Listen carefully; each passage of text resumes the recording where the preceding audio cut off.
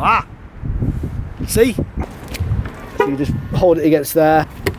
How do I get in? In there, out, one swift movement. Jesus, that's heavy. That's it. This is premium right here. Coat hook. Ooh, very nice. And there's nothing. It's completely, there's nothing there. Close lid gently, you idiot. Close it gently. Can't believe the car just told me The car that. just told you to do something gently.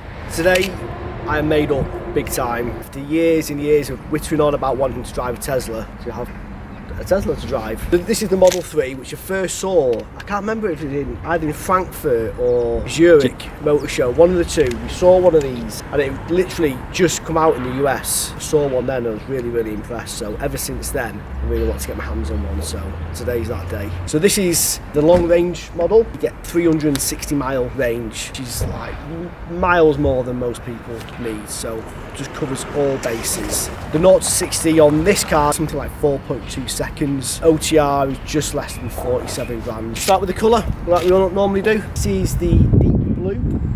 Guess how much it is? 700? So, yeah, I mean, you're in the ballpark normally for Audi, BMW, paying around, what, between 650, 750, something like that for a metallic colour, give or take. With Tesla, you're paying £1,000 for that. It wouldn't be my choice, I would have to say. I'd probably go with white. It's just because I'm tight with my money, so I probably want to save the grand and go for white. But then I normally say, well, save your money on that and you can have like a pan roof or better alloys or something like that. You can't really with the Tesla because there's not many options you can have with the car.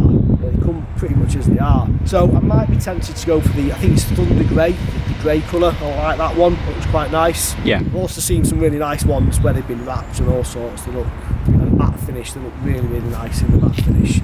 I do quite like it, this deep blue, but it's probably not the one I'd go for. I'll point out the cameras to you. So you got 1, 2, 1 in the front there, 3. Same on the other side, so 5. On here somewhere, 6. There she is. So you got 6 cameras, which gives you this like real panoramic view when you're sort of reversing the vehicle. And of course, you've got the Sentry mode as well on this car. You can leave your car on, record, and people have got all sorts of crazy stuff when they've left the car in Sentry mode. I think one of the common faults you hear with the Tesla, and to be fair, you hear it with a lot of other cars as well. You certainly hear it with Audi and VW. Is the lights sort of misting up. It seems to be quite a common fault, but like I say, I think I feel, and I don't know if it's just me and my opinion on this, but I feel that a lot of people sort of seem to be they're picking holes in the electric cars. Yeah. And every time an electric car breaks down, they go, see? They can't have an electric car, they break down. But forget every time they drive along the motorway and they see a Audi or Land Rover or Peugeot parked up on the side of the motorway with an AA recovery truck next to it. So all cars will have faults, they will break down, they are manufactured components, so there will be faults with them. It feels like people are waiting, just sort of jump on the bandwagon basically. So you just hold it against there. It's funny, we've shown a couple of the guys in the office the car when I just only got it today, so every single one of them is like, how do I get in? Demonstrate it for you. So use your thumb, hopefully you've got a thumb, in there, out, one swift movement, easy.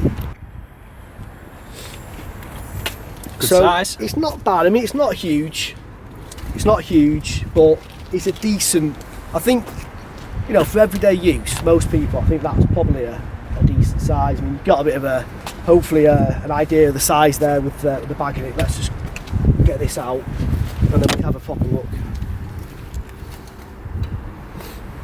Nothing wrong with it, to be fair. Good size. No lashing points on there, no, you know, to like put your shopping on or lock anything down. Yeah. There's a decent little cubby hole there. Have a quick look at that, Connor. Oh, yeah. And then if you open up this, you've got a decent size there. So that is, what is this? Tyre repair kit. Oh, Jesus, that's heavy. That's it. Oh, it's a tow bar. Oh, right, okay. This car's got a tow bar. So if you put that there, it's a decent size. Yeah. So if anything you want off display. I suppose as well, no fuel tank essentially means bigger storage space, doesn't it? Yeah, oh yeah, well it's all, yeah, you wouldn't normally have all that space down there, would you? No. So let's move around to the, I think, is it the FRUNK they call it? I think so, yeah, that's what you said earlier. So this is really where most people, I guess, would keep the charging cables. You still get a bag in there as well. Easily, yeah.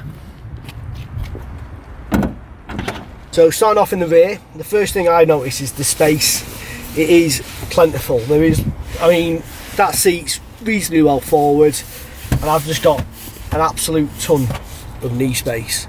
This car in a long journey would be very, very comfortable. Wouldn't have any issue doing that. And as I mentioned before, because you've got this big glass roof, it feels a lot more open and airy than it would do, and then you get that extra bit of height because it's just glass basically.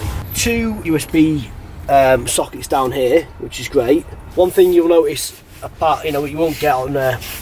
Oh yeah, there's no drive there, so you're in the middle again, and then all this space under there. So you've got, if you have to sit in the middle, it wouldn't be probably, those 2 big blokes either side of you, it wouldn't be the best thing, but it's not going to be the worst thing in the world either.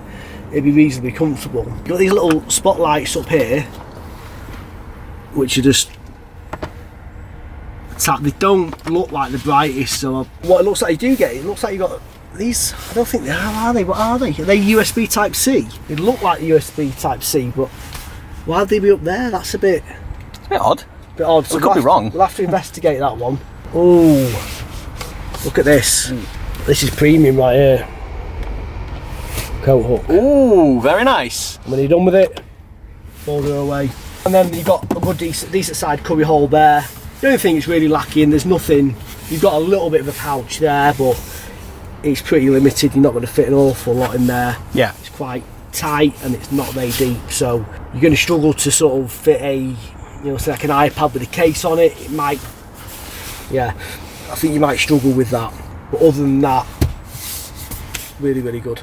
So moving up to the front, driver's position here, it's a real simple layout for the vehicle, and I really like it, to be honest with you. A lot of people, I think, dislike that. They like to have all the buttons and everything and a dash in front of them. I was a little bit worried about, when I first drove this car, about not seeing the speed and everything right in front of me, because that's what you're used to. I've been like 20 years of driving where the speedo and everything, the main focus has been right there, and there's nothing. It's completely, there's nothing there.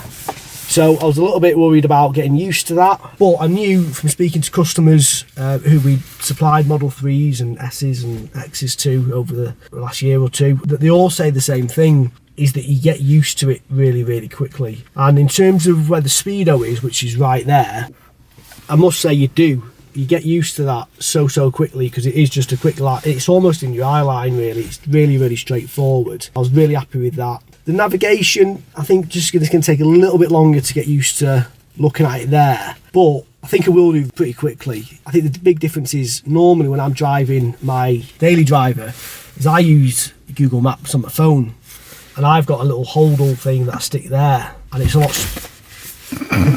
lot smaller. There's not as much detail. This here, I've got the full display, so I think I was kind of a little bit overwhelmed with the information almost, and I knew where I was going, so I just had it on just to avoid any traffic issues or anything like that. So maybe there's a way of changing this layout so it is the more basic Google Maps type experience you get on your phone, and just try and simplify it. But other than that, this whole cockpit thing here was dead straightforward. So I think the only thing is, if I have to use, like changing the radio station or anything like that, getting used to those tapping the buttons here. But again, I think it'll just come with time, because normally there's only a couple of things you change. It's the temperature of the vehicle, you might change your radio station or what song you listen to on Spotify or things like that, and volume. But other than that, you're not going to be in there, because I mean, there's so much stuff on this infotainment system. It's just ridiculous. But you're not going to be in looking at all the different features as you're driving. You just wouldn't do it. Dead happy with that. Steering wheel, I like it. Again, it's very, very basic,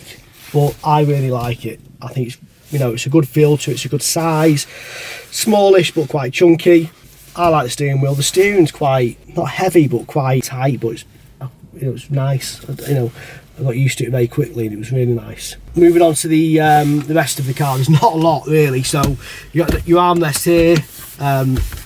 You can't adjust the height and you can't extend it, but it is quite long.